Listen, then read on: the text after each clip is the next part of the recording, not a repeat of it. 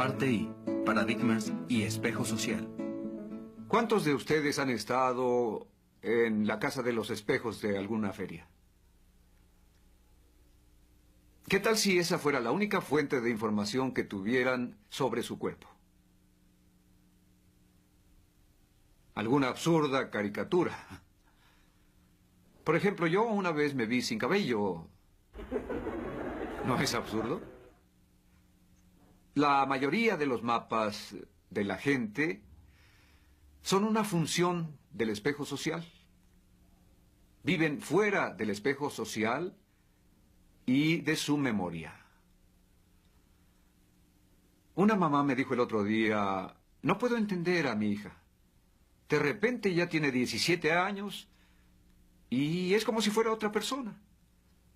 Nunca la había visto tan poco cooperativa, tan rebelde, tan enojada, tan poco dispuesta a ayudarnos en la casa, o siquiera abrirse a cualquier influencia.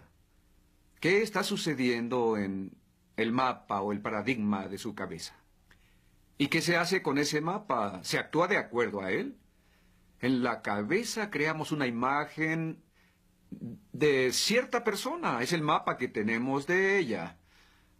¿Alguien podría repetirle lo que yo digo aquí? Inténtelo otra vez. Trate de ser más positiva. Pero mientras una persona mantenga ese mapa, esa imagen de la otra persona en su cabeza, va a tratarla de ese modo. Y cuando a uno lo tratan de ese modo, la tendencia es responder de acuerdo a cómo lo tratan.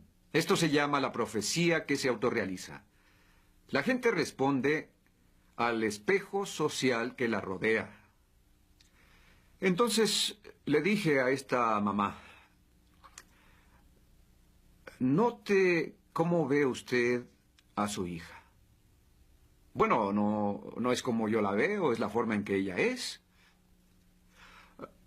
Potencialmente, ella es capaz de hacer mucho más. Sí, por supuesto. ¿Por qué no la ve en términos de su potencial? ¿No es su potencial parte de la realidad de su vida? ¿No es la parte más importante? Sus manifestaciones presentes, cuando ella pasa por las altas y bajas emocionales de la llamada crisis de identidad de la adolescencia, son para usted incomprensibles. Hay que cambiar el mapa, el paradigma, por una visión basada en su potencial, en el cual usted realmente cree. Sí, pero ¿qué hago con su conducta y su total indisponibilidad para cooperar, para hacer su parte? Revise su paradigma, revise el mapa que tiene de ella. Recuerdo que estuve en una situación así.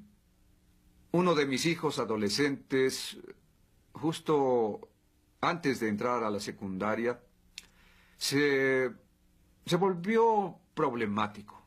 No funcionaba bien en ninguna área.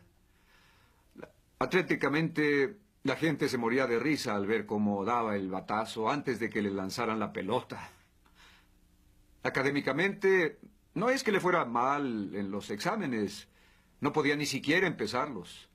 Y socialmente, a veces, era muy tímido. Vean la evidencia que teníamos. Y Sandra y yo, mi esposa, decíamos sobre esto, quizá cada familia merece tener uno así. Pero queremos al muchacho y nos preocupaba. Recuerdo que una vez hablé del tema en Armonk, Nueva York. Estaba hablando sobre el estudio que abrió todo el campo de lo que se llama la profecía autorrealizada. Sobre una computadora en Inglaterra que a un grupo brillante lo declaró tonto. Dice el maestro, el grupo brillante está aquí. Tienen 120 o 130 de coeficiente intelectual y realmente les fascina aprender. Son un encanto. Y este grupo, y para apreciarlos basta verles las caras. Este grupo también es encantador. Pero no tienen la misma capacidad y es algo que hay que admitir. Adviertan lo que está pasando. El maestro está describiendo una realidad, ¿de acuerdo? Las cosas son así. Y los niños lo aceptan. Y actúan así durante un periodo de varios meses. En otras palabras, eso se vuelve su visión, su paradigma. Pero ¿saben qué? Varios meses después, se descubre que hubo un error en la computadora y los dos grupos fueron mal catalogados. Inmediatamente los examinaron, sin decir nada a nadie, y este grupo subió 18 puntos. Y este otro grupo bajó 14 puntos. La profecía que se autorrealiza. Nuestros mapas y paradigmas de nosotros mismos son en mucho una función del espejo social, una reversión basada en expectativas, paradigmas, representaciones mentales, mapas sostenidos por otras personas. Esa es la significación de los paradigmas. Y noten cómo la conducta y la actitud fluyen de cómo uno ve. Como iba diciendo, mientras yo estaba enseñando lo mismo que les enseño a ustedes ahora, en realidad estaba pensando en mi hijo. ¿Es posible que el problema sea mi paradigma? Que el problema sea yo y no mi hijo. Hablé con mi esposa cuando regresé de ese viaje y le dije, me pregunto si con el espejo social que manejamos no estamos contribuyendo bastante a los problemas y dificultades del chico, a sus carencias e inseguridades. Descubrimos que en cierta medida intentábamos ganar prestigio social gracias al desempeño de nuestros hijos. Eso era parte de nuestra motivación. Lo que la gente pensara de nosotros a través de nuestros hijos nos daba mucho gusto que hablaran bien de nosotros por el rendimiento de nuestros hijos. Nos preocupaba el peligro de no lograr ese prestigio. Vemos lo que buscamos. Así exploramos nuestros motivos y dijimos, esto no es lo que buscamos. Comenzamos a verlo de otro modo, como una persona con sus propios derechos, que no debe compararse con nadie más. Al no entrar en el espejo social de la comparación contra esquemas y normas, pudimos verlo como un ser de maduración tardía con tremendas potencialidades que no respondía en algunas áreas. No sabemos por qué, todo joven es un gran potencial.